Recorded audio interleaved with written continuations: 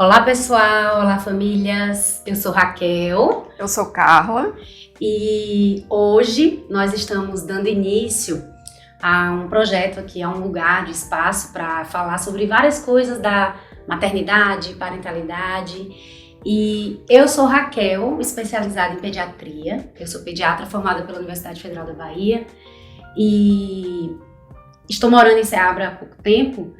E conversando com Carlinha, a gente teve essa ideia, né, de trazer esse espaço para conversar sobre vários temas, aprofundar sobre vários temas muito importantes, né?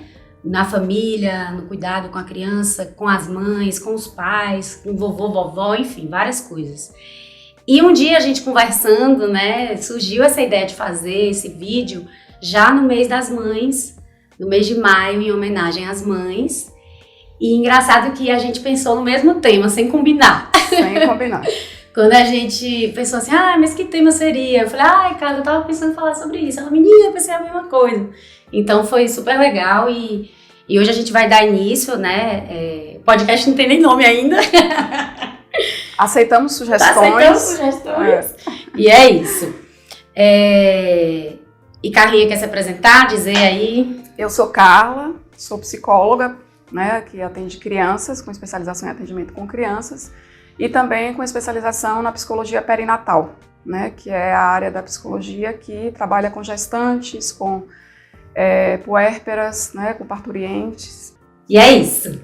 Então, o tema que a gente pensou foi, já pegando o gancho aí das mães, né, do mês. Do mês das mães.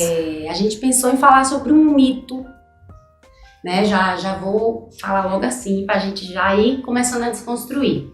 O mito do amor materno, do instinto materno, né? Então eu já gostaria de fazer a primeira pergunta aqui pra Carla. A partir da sua experiência, dos seus estudos aí, né, com a psicologia materno-infantil, a gente sabe que existem já evidências na literatura sobre isso. O instinto materno, ele realmente existe? Então, nós precisamos pensar um pouco o que é o instinto, né? Sim. O instinto, ele é algo que é inato, né? É algo que é um comportamento que não é aprendido, né? Ele é transmitido geneticamente. Então, se a gente diz que o instinto materno existe, a gente está dizendo que todas as mulheres, de todas as épocas, de todos os momentos históricos, né, que todas elas possuem essa forma natural, né, de exercer o papel materno, simplesmente por conta da sua anatomia, né, e da sua biologia. Mas as revisões históricas, né, o que tem na literatura de revisão histórica, abre um questionamento, dá espaço para esse questionamento sobre a existência desse tão falado instinto materno, né, que... Sim.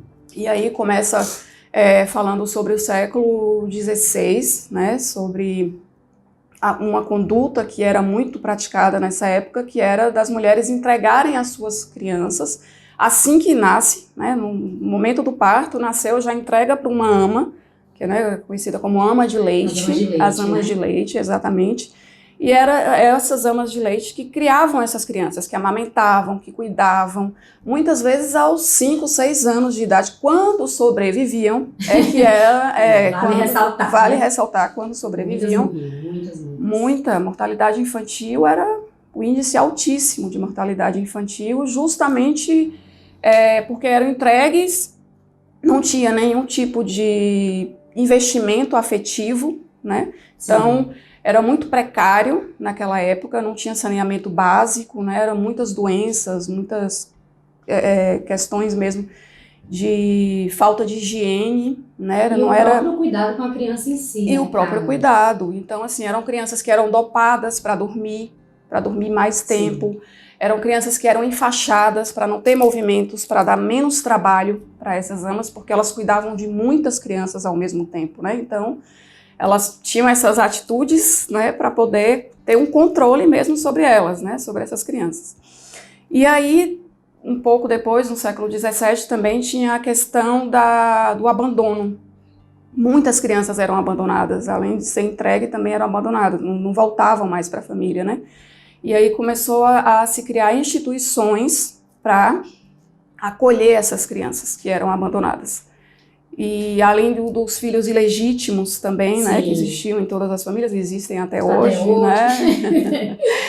E eram entregues a essas casas de acolhimentos para que tivessem os cuidados, né, para viver mesmo ali longe das suas famílias e tal, nem se sabiam. Também, o infanticídio, né? Também muito era, apesar de ser uma prática que tinha punição, mas era amplamente praticado com disfarce de acidente, né? E muitas crianças morriam na cama dos pais por asfixia, né?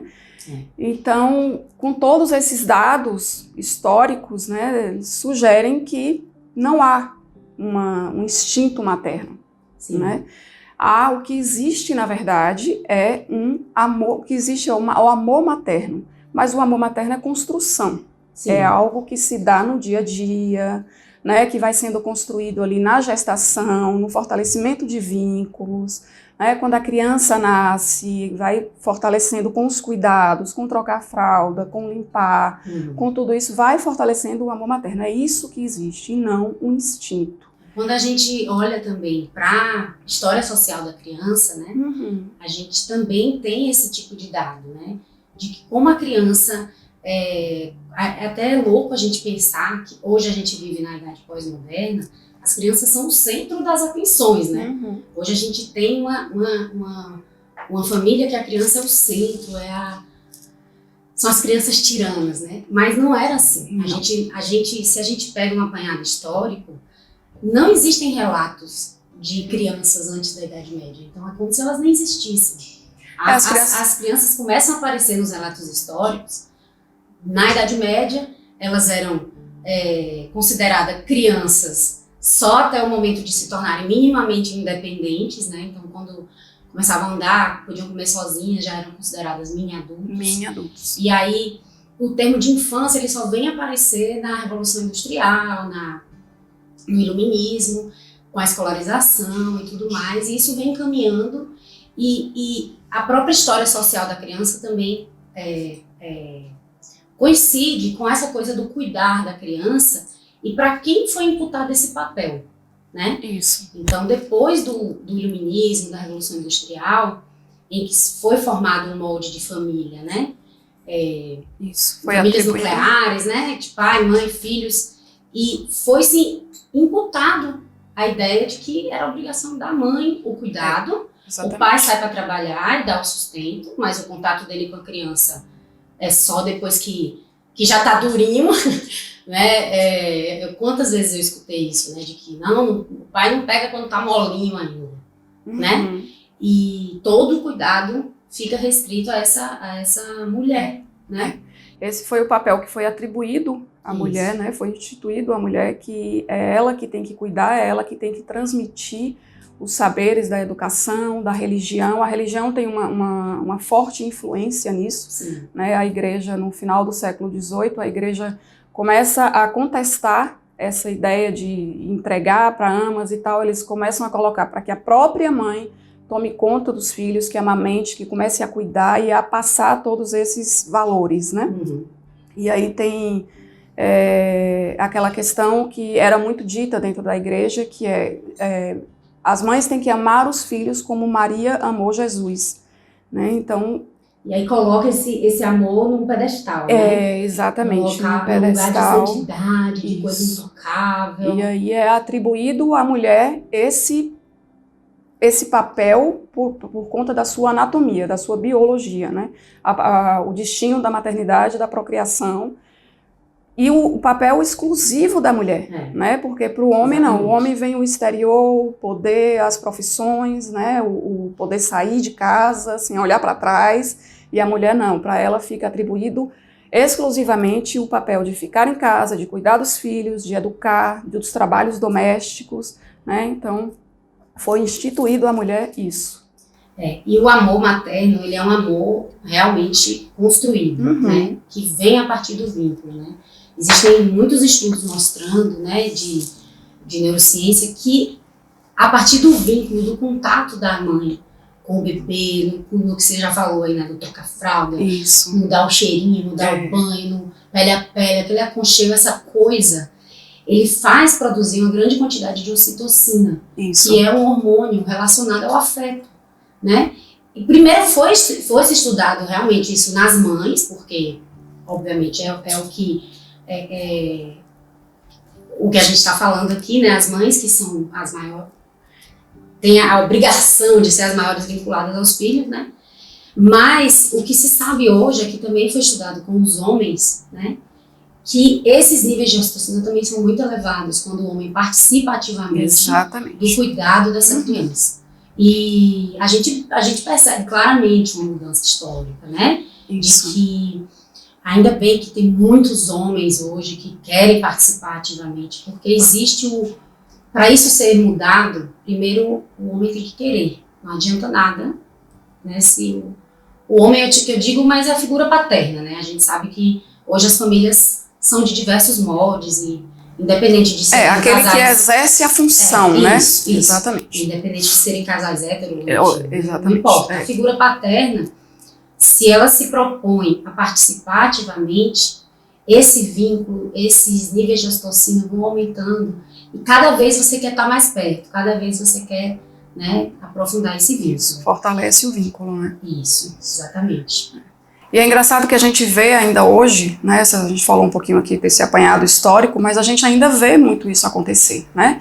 De crianças que são abandonadas, né, os orfanatos lotados, o infanticídio também ainda se tem notícia de pais que matam filhos, de mães que matam filhos, abandonam, vira e mexe na televisão, a gente vê criança que foi encontrada no lixo, criança que foi, né, ainda com cordão umbilical, ainda foi encontrada no lixo, na rua, na porta de maternidade, na porta de hospital. Se então, existisse o instinto, isso não aconteceria. Não aconteceria, exatamente. Então o que existe depende da vinculação, depende da construção. Da construção. Né? O amor materno é construção.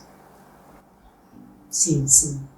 E a partir da prática clínica, Carla, você acha que essas crenças limitantes, você consegue perceber essas crenças limitantes na sua prática clínica, nos discursos das figuras maternas ou figuras paternas que você recebe? É muito fácil perceber no primeiro contato que você tem com... eu acredito que com você também aconteça isso, porque assim, sim, tanto o pediatra quanto o psicólogo que atende crianças, a criança ela não vai para o consultório, nem do pediatra, nem do psicólogo sozinha. Alguém tem que levar. Alguém tem que levar, né? Aquela pessoa que exerce a função, ou do pai, ou da mãe, ou o avô, ou a avó, aquele que cuida, é quem leva a criança para o consultório, tanto do pediatra quanto do psicólogo. Então a gente tem que escutar essa pessoa, né? Sim. A gente precisa saber, na verdade, de quem é essa demanda, de quem é esse sintoma, né? Se são dos pais ou se é da criança. Então, é uma escuta que é necessária, obrigatória dentro do consultório. Então, e a gente consegue perceber muito fácil quando essa ideia, principalmente do instinto materno, perturba muito, principalmente as mães, né? A mãe tem uma perturbação muito maior com relação a isso. E aí você percebe no discurso dela, eu não sei lidar com isso, eu não sei o que fazer com essa criança me irrita demais, eu não sei como fazer, eu não sei como lidar, o que é que eu faço, me ajude, socorro, elas pedem socorro mesmo. Socorro, né? Deus! E assim, e ainda bem, né, que isso hoje em dia ainda acontece, tem algumas mães que conseguem colocar isso para fora, porque algumas nem conseguem, não se permitem fazer isso. Né, não se permitem entender, por exemplo, que a ambivalência é um sentimento que existe mesmo em todo ser humano, em todas as relações a ambivalência, em qualquer relação a ambivalência existe, né? E na maternidade é muito forte, principalmente na gestante. Durante todo o período da gestação, a ambivalência é frequente. Ora a gestante está feliz, ora ela não está, ora ela quer aquele filho, ora ela não quer. Muitas vezes ela não tem coragem de falar sobre isso, porque a mulher está grávida, ela tem que estar plena, né? Ela tem que estar plena, ela tem que estar feliz, aquilo é uma bênção. E a gente sempre faz isso. Quando alguém chega pra gente pra dizer que tá grávida, o que é que a gente diz? Parabéns! Meus parabéns! Isso é uma benção. E muitas vezes a pessoa tá ali, não é isso que eu quero ouvir, né? Tá angustiada. Eu não quero estar grávida, né? Eu não tô feliz em estar grávida. As mulheres pensam isso. Muitas mulheres pensam, por quê? Por causa do sentimento da ambivalência, que é muito presente na gestação. E para minha prática, eu sou pediatra, né? Então, teoricamente, o meu papel é cuidar da criança, né? A pediatria, ela também avançou historicamente junto com o papel social da criança. Sim. E hoje, a gente não, um pediatra de consultório, né? Ele não pode cuidar só da criança. A gente não tem como olhar só para o peso, estatura, botar no gráfico, tá tudo bem, vacina tá em dia, e não olhar para essa mãe que chega em verdadeira exaustão, né? Eu sei que a minha prática de consultório é muito recente, né? Eu sou formada em pediatria há 6 anos e durante todo esse tempo eu trabalhei muito em emergência, mas mesmo na emergência eu já conseguia perceber essa diferença, né? Essa coisa da sobrecarga, né, materna que a gente tem hoje em dia, né? Eu trabalhei em São Paulo em vários hospitais de classe muito elevada, de classe social muito elevada e também de hospitais de classes sociais mais desfavorecidas. A gente está num país muito desigual, né, muito heterogêneo. As questões de raça também têm muita influência. Então, assim, o que eu percebia na emergência, por exemplo, né? Quem ia levar a criança na emergência? Lá em São Paulo, no Hospital Sabará, por exemplo, que eu trabalhei, que é o maior hospital infantil particular, né, de São Paulo. A gente tinha meio que 50-50 aí, viu, de levar a criança para emergência. Não era só a mãe que levava. Cansava de atender vários pais, né, mas aí é outro nível sociocultural. E outra coisa, a emergência também tem uma diferença, né, porque é uma questão de emergência, quem tá ali naquela hora para levar. Exatamente. Né? E quando eu ia para hospitais mais de periferia, a gente já consegue perceber essa diferença. Quem vai mais é a mãe, muitas mulheres pretas, mães solo, né? Muitas vós também. E agora na prática do consultório, aqui em Seabra, eu consigo perceber já uma presença paterna expressiva até, para os moldes de uma cidade de interior, que a gente sabe que culturalmente ainda tem muitas questões arraigadas, né? Mas mesmo assim, a presença paterna, né? Ou de outra pessoa figurando essa função, já presente no consultório, né? Que bom. Até até pra gente mesmo, né, Carla? A gente tem que ter o cuidado de também se desconstruir isso dentro da gente. Exatamente. Eu me policio, eu tenho que confessar aqui pra vocês que eu me policio muitas vezes para quando tá o pai e a mãe na consulta, eu não direcionar meu corpo, minha expressão corporal, minha fala, só pra mãe, fingir que o pai não tá ali, porque a gente tem que ter muito cuidado com isso. Exatamente. Né? A gente tem que fazer um reforço positivo, valorizar a presença daquela figura paterna, né?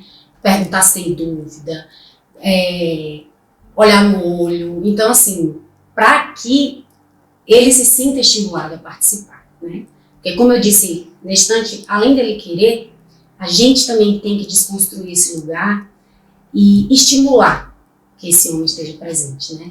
E não, quando o cara for trocar fralda, a gente dizer, ai, deixa que eu faço, você não tá sabendo fazer. O jeito dele fazer é um jeito diferente do seu, mas né, tentar desapegar um pouco desse lugar. Deixa ele fazer. Deixa, assim, desapega, vai. Deixa ele cuidar, exatamente. Né, participar do banho, participar de tudo que for possível ali, né. É claro que hoje em dia, se o homem quiser e a mulher desapegar, o cara pode fazer absolutamente tudo. Só não pode dar a mão, porque ainda não inventaram uma forma mais... Exatamente. Mas até o leite materno ele consegue dar, a gente ordenha, dá no copinho, né? Então existe como. Já existem até algumas pesquisas, né, que dizem que o homem pode amamentar se tiver estimulação, né? Mas ninguém vai falar sobre isso, né? Ninguém vai falar sobre isso. Não. Isso vai ficar guardado lá. E essa semana eu atendi um casal, Carla, que logo um dia depois da gente ter discutido a pauta aqui, eu atendi um casal que eu fiquei muito feliz. Um casal de jovens e o bebê de 1 mês e pouquinho. E E ele super participativo, foi o pai mais participativo que eu já vi no consultório aqui em Ceará, assim, tipo, perguntando tudo, fala tudo, tal. Acorda de madrugada, bota o bebê pra rotar pra mulher ir dormir, porque o bebê tem que ficar em pé 30 minutos. E a mulher fica lá exausta, ele acorda, ajuda. Olha eu, né? Porque não é uma ajuda. Não é uma ajuda. Que fique claro. E ela, muito bem. Você viu o semblante dela, uma mulher que não tá exausta. Porque tem uma rede de apoio, exatamente. Né? Então, o quanto é importante essa rede, porque assim, essa coisa de ser só da mulher, não é não. Esse papel que foi atribuído, né, à mulher e que causa tanto adoecimento. Muitas mulheres adoecem emocionalmente, psicologicamente falando, por conta dessa atribuição exclusiva, né, da maternidade. Exatamente. Então a gente precisa ter, é muito importante, eu acho muito legal isso que a gente está fazendo aqui agora, né, de duas áreas que trabalham com crianças, com mães. A gente precisa muito falar sobre tudo isso, né, para poder ajudar mesmo essas mães a desconstruírem tantos mitos, tantas ideias, né, trabalhar mesmo essa culpa que existe, a culpa materna, né, que existe em todas as mulheres. A mulher, ela descobre a gravidez, a culpa já está lá também, desenvolvendo junto com o feto. Né, surreal. É fora do normal isso. Então a gente precisa trabalhar muito isso nas mulheres para trabalhar essa desculpabilização, palavrinha, né, para trazer mais saúde emocional mesmo para as mães. E justamente é adoecedor porque as mães se sentem assim, que não dão conta de tudo, não, numa sociedade em que ela é cobrada a dar conta de tudo, muitas vezes, né? Então essa coisa tão desigual aí gera uma frustração, né? A gente é ensinada desde pequena ali com a bonequinha a cuidar. Então a gente já brinca de ser mãe. E aí tipo assim, quando o bebê nasce, a expectativa que se gerou do que ser mãe vai totalmente por água abaixo, né? Eu vi uma frase num curso que eu tô fazendo que a expectativa ela existe para ser frustrada, né? Exatamente. Então assim, existe a mãe da expectativa e existe a mãe real, né? E aí começa a gerar esse sentimento de angústia, né? Vale ressaltar que o puerpério, ele é um período muito delicado e ele não é um período de 45 dias, não, né? Eu acho, inclusive, que é da vida toda. Eu acho que é da vida toda. Quem definiu o puerpério como um período de 45 dias? Foi um homem. Lá na universidade, na academia, estudando, achando que... Então, assim, vale ressaltar que o puerpério é um período muito delicado, né? Em que a mulher passa a gestação inteira com uma enxurrada de hormônios lá em cima, ela tá com aquela barrigona maravilhosa, o cabelo cheio, a pele vistosa, papapá. E quando o bebê nasce, existe essa queda hormonal importante. E aí existe um período curto em que a mulher fica mais introspectiva, fica mais triste. É um período, os especialistas estão chamando de baby blues. Isso. E a gente, como profissional da área de saúde, né, eu como pediatra, eu não posso olhar só para a criança. Eu tenho que olhar para essa mãe, eu tenho que perguntar, você está bem? Porque se esse baby blues ultrapassa 2 semanas, se essa mãe passa a ficar disfuncional, né, não consegue cuidar da criança como estava sendo antes, não consegue, né, fazer nada. Nem cuidar de si mesmo. Nem cuidar de si mesmo, exatamente. A gente tem que ter esse olhar atento para dizer assim, olha, vamos procurar ajuda, né? Vamos encaminhar. E porque isso vai repercutir diretamente no cuidado com a criança. E na saúde emocional da criança. Da criança. Né? Psicológico da criança. Nesses 3 primeiros meses acontece um processo funcional mamãe-bebê, né? Então eles são uma coisa só. Uma coisa só. É o que a ciência também está chamando atualmente de esterogestação. Isso. Então, a nossa espécie é uma espécie que nasce muito imatura ainda. Quando a gente compara a nossa espécie a outras espécies de mamíferos, a gente vê que o nosso bebê nasce muito dependente. Isso. E existe um motivo para isso, né? As teorias de evolução, elas todas estão falando que isso é para a perpetuação mesmo da nossa espécie. Por quê? Porque a nossa inteligência, ela melhora com a conexão com um bebê dependente, porque, por exemplo, deixa eu ver se clareia mais para vocês.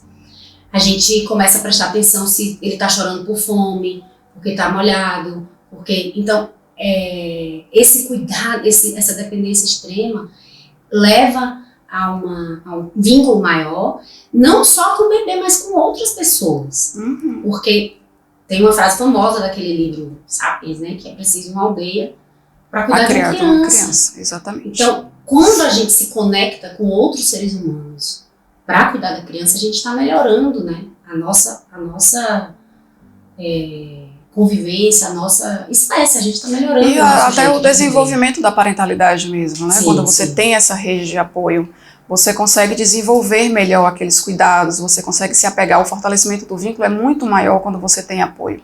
Uma mulher, quando ela está só em casa, cuidando de um recém-nascido, é muito sofrimento, gente, a mulher sozinha cuidar de um recém-nascido. Não tem ajuda pra nada, sabe? A mulher fica sem tomar banho, fica sem lavar o cabelo, fica sem fazer nada, não tem.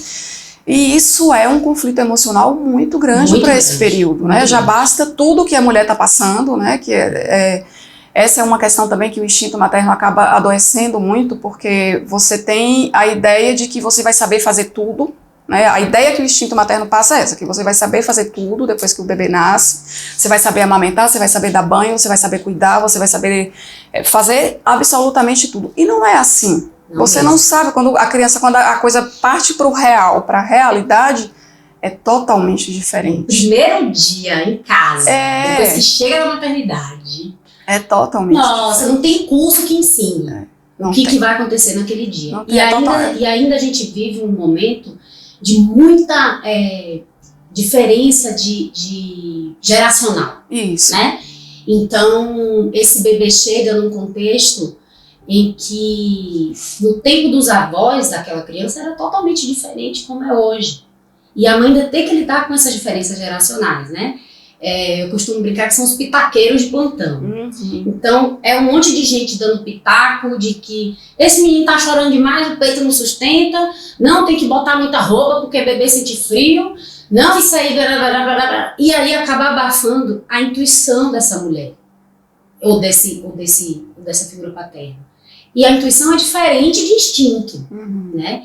E ela acaba se sentindo muito insegura. Nossa, quantas mães eu não atendo que chegam em frangalhos para mim nos 15 primeiros dias de vida.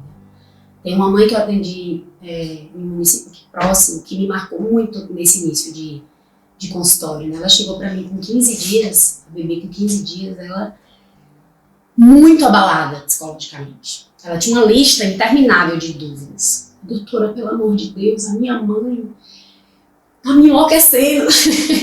Ao mesmo tempo que é um suporte extremamente importante, né? Essa avó passa por esse lugar da diferença geracional e desse lugar de que ela tinha que saber de tudo. Como assim eu não sei de tudo? O que é que eu tô fazendo com esse menino? Meu Jesus, me ajude. E as pessoas atrapalham, né, essa questão da rede de apoio. As pessoas acham que por você estar ali apoiando, você tem o direito de se intrometer. De se intrometer. E não é a questão. Exatamente. Não é isso. A rede de apoio não é sobre isso. Não é sobre você apoiar essa mulher, ajudar naquilo que ela precisa.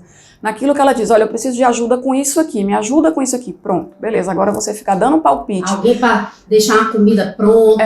Para lavar uma pia de prato. Para ficar com o bebê enquanto ela tá no banho. Exatamente. Entendeu? Então essa mãe chegou para mim acabada. E aí ela ficou 30, 40 minutos só tirando as dúvidas. E aí depois eu comecei a consulta. Falei, pronto, agora eu vou começar a consulta. E aí no final, foi marcante para mim porque a bebê estava precisando de um ajuste na posição e na pega, né? E aí eu ensinei ali e nesse dia o pai estava na consulta. E aí eu ensinei. E aí ela entendeu tudo. Só que no final da consulta ela foi botar a bebê pra mamar e já tava com a mão em tesoura de novo. Isso é papo pra outro podcast, né? Da amamentação. Bom, e aí ele criticou ela de uma forma dura que falou assim, mas você já tá fazendo errado, a doutora não acabou de lhe ensinar e você... Aí eu, peraí, não é assim não. Não quero você falando agora desse jeito não, hein? Não é assim não. Se você quer apoiá-la, fale de outro jeito, né? Tá lembrada? É mãe C. Eu não sei se eu fui muito dura com ele, porque ele não voltou mais na consulta, meu Deus, com ela, né, gente? Mas, enfim, essa questão geracional é é um gatilho de muita ansiedade também para as mães. Né? Isso. E essa mãe, ela passou uns 15 dias me mandando mensagem quase que diariamente.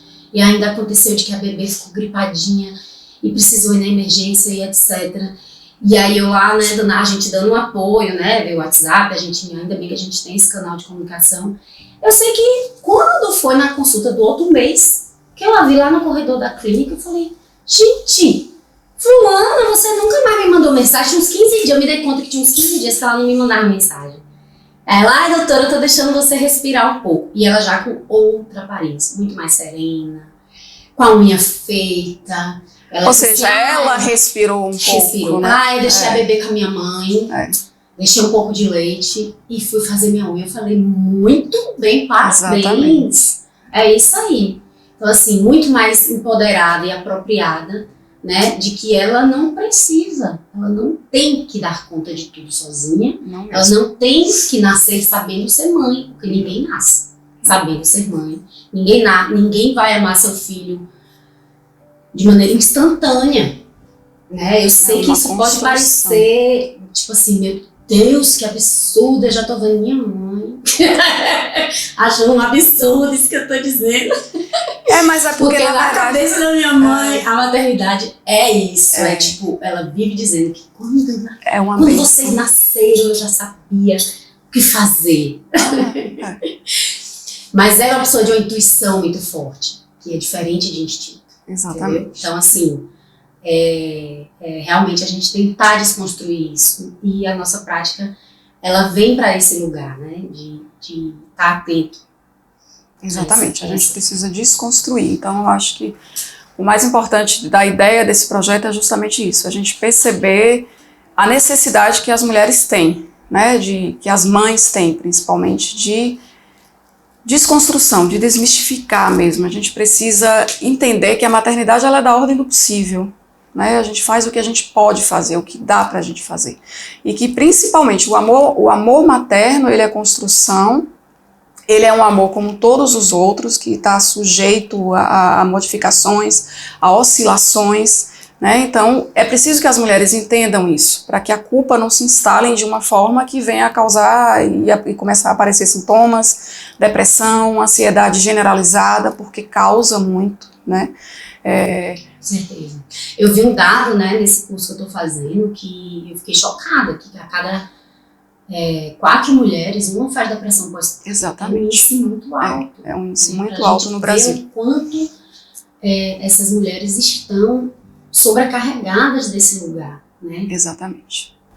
Então, nós precisamos trabalhar isso, falar cada vez mais sobre esses assuntos, né, relacionados à maternidade, fazer com que as mulheres entendam que instinto materno não existe, o que existe mesmo é o amor materno e isso é construção. E também a gente lembrar, né, Carlinha, eu acho que vale a pena a gente ressaltar que não é porque a mulher tem útero e mamas para amamentar e ovários que ela é obrigada a ser mãe. Exatamente. Né? Não existe um relógio biológico. Para você ver que é tão poderosa essa ideia de instinto materno que até as mulheres que não são mães adoecem. Ficam ansiosas. Eu tenho amigas que estão na faixa dos 30 e pouquinhos anos, que não estão ainda em um relacionamento estável, que isso é um gatilho de ansiedade adoecedor demais, porque fica naquele inconsciente de tipo, tem uma cobrança social correndo atrás da minha carreira, mas e agora se eu não entrar num relacionamento, como é que eu vou ser mãe? E aí, só abrindo um parêntese, né? Gente, eu tô com a mãozinha assim meio de robô, porque meu punho tá machucado.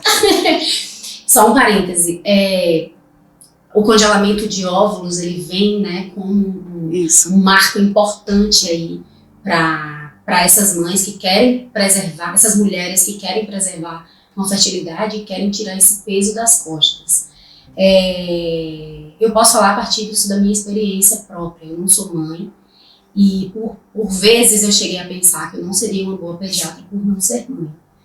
Porque eu ainda tinha isso muito forte dentro de mim, essa coisa do instinto materno, da mulher tem que ser mãe, etc. Mas graças a Deus que eu faço análise há 5 anos. Quero mandar um beijo à minha psicóloga Leila, um beijo.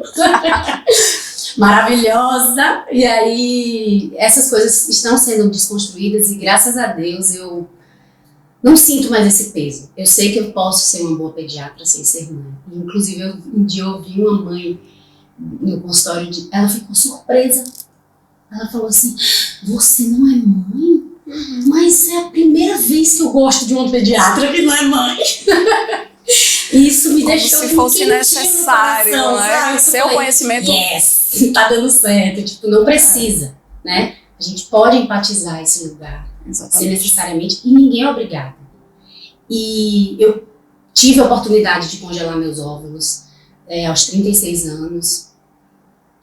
E isso me tirou isso me deu um alívio, né? Eu sei que a gente está falando de um procedimento, né, ainda muito para quem é privilegiado, né, quem tem uma condição de fazer, que ainda é muito caro. Muito caro. Eu ia ficar muito feliz se todas as mulheres pudessem fazer, para que elas tirassem isso dos seus ombros, né, e pudessem seguir a vida delas, sem estar preocupada com isso, porque, gente, não é obrigado, ninguém é obrigado a ser mãe, não. Só porque nasceu mulher, não. Exato, e hoje também em dia a gente tem as mulheres hoje, graças a Deus, têm uma liberdade muito grande para dizer, né, para ter essa escolha de dizer, eu não quero ser mãe, eu não sou obrigada a ser mãe. E tá tudo né? bem. E tá tudo bem. Tá tudo bem. Né? Ainda sofrem muito julgamento, principalmente social, as pessoas julgam muito as mulheres como anormais, aquela que não quer, né, não quer ser mãe, é anormal, não é digna, né, de ser mulher porque não quer ser mãe. Né, já que você tem todo o aparato biológico, por que você não quer? Como assim? Eu não quero porque eu não quero, porque é uma decisão minha e acabou. E é muito louco isso, porque eu cresci, né, numa família no interior da Bahia, sou de Juazeiro, cresci numa religião, eu era evangélica, tudo, e sou cristã, continuo sendo cristã, mas enfim. E quando eu tinha 26 anos de idade, que foi quando eu casei pela primeira vez, olha eu falando da minha vida, né? Eu queria muito ser mãe. Muito, era tipo o sonho da minha vida. E um dia o meu ex-marido falou assim, eu não sei se eu quero ter filho. Eu me desmanchei em lágrimas, sabe? E à medida que os anos foram passando, que eu fui me conhecendo, né? Que eu fui, e acabou que a gente se divorciou e tudo. Hoje eu percebo que, opa, peraí, não é bem assim, né? Não tem essa vontade, não é bem assim. Eu não sou, mas foi muito por essa construção. É porque, na verdade, é interessante que a mulher ela perceba de quem é esse desejo, isso, né, da maternidade. Exatamente. É seu mesmo? É seu mesmo? Ou ele vem de um social, ele vem da sua mãe, da sua sogra, ou você quer realizar o sonho do cara que quer ser pai, né? Porque o homem precisa da mulher para realizar o sonho de ser pai. Né? Então é importante que a mulher ela perceba isso, esse desejo é seu mesmo, porque tudo bem, se a mulher tem o desejo de ser mãe, tudo bem, né? Mas algumas não têm e não conseguem perceber que não é o desejo dela. E aí a gente percebe isso na clínica depois. Né? Por isso que é tão importante a gente saber. Uma das primeiras perguntas que a gente faz dentro do consultório psicológico é justamente esse. De quem era o desejo? A gravidez, né? Foi planejada? Quem tinha esse desejo? Era seu? Era do pai? Né? Porque aí a gente já começa a entender qual é a posição da criança, né? Onde é que a criança está no lugar do desejo desses pais, né? Então, Carlinha, é assunto, né? Pano pra manga esse assunto. Muito. Dá pra gravar muitos podcasts sobre ele. Mas a gente não pode ficar aqui tagarelando horas, né? Então, o que você queria deixar, assim, de mensagem para as mães e figuras maternas? Primeiro, um feliz Dia das Mães, né? Que seja um dia de muita reflexão, principalmente para vocês. Para minha mãe, um feliz Dia das Mães, né? Muito obrigada por tudo. Para mim também, que sou mãe, né? Parabéns. Um feliz Dia das Mães. Eu sou feliz com a minha maternidade, mas também depois de um trabalho psicológico muito, né? Que ainda está em andamento, né? Que eu ainda faço questão de permanecer em andamento, não quero alta. E dizer também para as mulheres que não são mães que sejam se vocês quiserem ser, né? Porque ser mãe pelo desejo dos outros não funciona, não vai ser uma coisa boa para vocês, né? Então sejam se vocês quiserem ser. Instinto materno não existe, o que existe é amor materno e amor materno é construção, é dia a dia, tá? Um beijo enorme, deixem as sugestões de vocês sobre temas que a gente possa estar discutindo aqui, falando, a gente pretende fazer isso outras vezes, né, com a participação de vocês. Obrigada a todos que ficaram até o final e é isso, vamos lá, você... Qual é a mensagem? Qual é a deixa? Qual é a deixa? Eu queria parabenizar absurdamente todas as mães. Vocês são maravilhosas, como vocês são. E especialmente a minha mamãe doidinha, que é uma mãe surrealmente maravilhosa, né? Que acha que tem que dar conta de tudo, mas você não tem que dar conta de tudo, viu, mãe? E... também, né, pedir que vocês, por favor, sugiram também um nome pro podcast, né, e dizer que peçam ajuda, né, não fiquem guardando essas angústias, esses sentimentos para vocês. Quando vocês forem no pediatra, né, até conversem isso também com o pediatra de confiança de vocês, sobre o que vocês estão passando, né, e estimulem as figuras paternas a participarem desse cuidado. E também a rede de apoio que vocês tiverem, conversem, tenham uma conversa franca sobre como vocês se sentem com tantos pitacos, né? Como vocês se sentem a respeito desse apoio, que é importante, mas que às vezes também causa um desconforto, um sentimento de angústia. E muito obrigada a todos que ficaram até o fim aqui com a gente, ouvindo tudo. Espero que tenhamos próximos temas maravilhosos para discutir. E é isso. Um beijão, até a próxima!